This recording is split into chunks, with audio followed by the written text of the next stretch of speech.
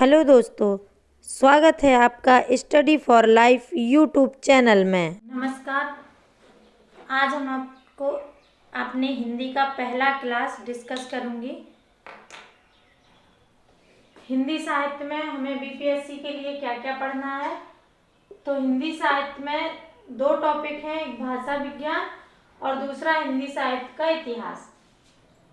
ऐसे तो खंड का में इन दो से क्वेश्चन आते हैं और जो मैं पहले वीडियो में बता चुकी हूँ, और खंड खा में आपके जो कवि और लेखक हैं उनसे क्वेश्चन आते हैं। लेकिन आज हम आपको ये इस वीडियो में ये बताएंगे कि हमको कैसे मिलाकर ये पढ़ना होता है। देखने में खंड का और खा है, लेकिन वास्तव में खंड का और खा अलग नहीं है। हाँ, भाषा विज्ञान अलग है। तो इसमें टोटल 10 टॉपिक हैं और 10 टॉपिक ये भाषा विज्ञान के अलग हैं, लेकिन हिंदी साहित्य का इतिहास और जो कवि और लेखक हैं वो हिंदी साहित्य के इतिहास के साथ ही कंप्लीट हो जाते हैं। हिंदी साहित्य का इतिहास, तो हिंदी साहित्य के इतिहास में किसका इतिहास पढ़ना होता है हमें? कविता का इतिहास और गद्य का इतिहास। चूंकि साहित्य में क्या है, गद्य और पद्य, तो इतिहास भी हमें किसका पढ़ना होगा? गद्य और पद्य का। 4 भागों में इन्हें डिवाइड कर लिया जाता है, 4 काल में डिवाइड किया गया है। आदिकाल, भक्ति काल, रीतिकाल और आधुनिक काल कविता को। चूंकि गद्य आधुनिक काल से ही प्रारंभ होता है। ऐसे तो शिव पूजन सहाय ने कहा है कि गद्य बहुत पुराने समय से है, आदिकाल में भी गद्य था।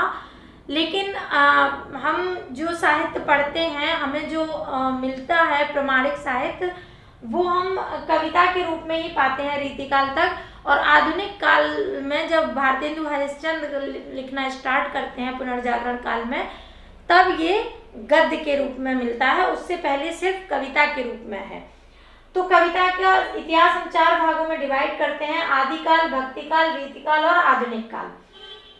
आदिकाल में मुख्य रूप से रासो साहित्य है और रासो साहित्य वीरतापूर्ण और श्रृंगारपूर्ण कविताओं से भरपूर है। भक्ति काल में 4 कवि हैं, कबीर, जायसी, सूर और तुलसी। लेकिन आपके बीपीएससी के सिलेबस में जायसी नहीं है, केवल कबीर, सूर और तुलसी है। तो जो टोटल भक्ति काल की विशेषताएं पढ़ेंगे उनमें तो हम इन चारों की विशेषताएं पढ़ लेंगे, लेकिन जब हम लेखक या कवि पे लिखेंगे तो कबीर, सूर और तुलसी को ही पढ़ेंगे। रीतिकाल में बिहारी हैं मुख्य रूप से, ऐसे तो और भी हैं केशव वेशव, लेकिन केवल मुख्य रूप से बिहारी का ही नाम आता है। परंतु बिहारी भी आपके सिलेबस में बीपीएससी में नहीं है, जायसी नहीं है, बिहारी भी नहीं है। आधुनिक काल में आपका जो कविता के इतिहास में है उसमें छायावाद है, प्रगतिवाद है, प्रयोगवाद है, अकविता है, नई कविता है, ये आधुनिक काल में है। और गद्य का इतिहास भी आधुनिक काल में मिल जाता है। तो गद्य के इतिहास में भी आपके कुछ राइटर हैं, जैसे प्रसाद हैं जिनका चंद्रगुप्त आपके सिलेबस में है, भारतेंदु हरिश्चंद्र का है, अंधेर नगरी है। तो इस तरह से गद्य भी है। गद्य में हमारा आलोचना आता है, निबंध आता है, नाटक आता है, कहानी आता है। गद्य के इतिहास में हम यहाँ लिखते हैं, जैसे नाटक आ जाता है, आलोचना आता है, निबंध आता है, कहानी आता है, उपन्यास आता है, ये सब हमारे गद्य में आ जाते हैं। और इन सब में मोस्टली हमें नाटक हो, कहानी हो, इन सब में पढ़ना क्या होता है, इनका उद्भव और विकास, कैसे इनका जन्म हुआ, कैसे विकास हुआ, और उसी में इनकी विशेषताएं भी शामिल हो जाती हैं विकास में।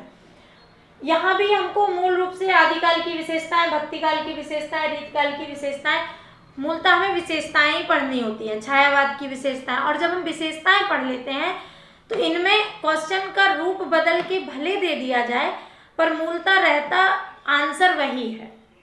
विशेषता, जब विशेषताएं पढ़ ली तो समझो सारा आंसर, कहीं से भी कुछ भी पूछेगा तो हम लिख लेंगे। उसकी क्वेश्चन की भाषा चेंज हो सकती है, पर उत्तर में कोई परिवर्तन नहीं होता, उत्तर उसी तरह का लिखा जाता है।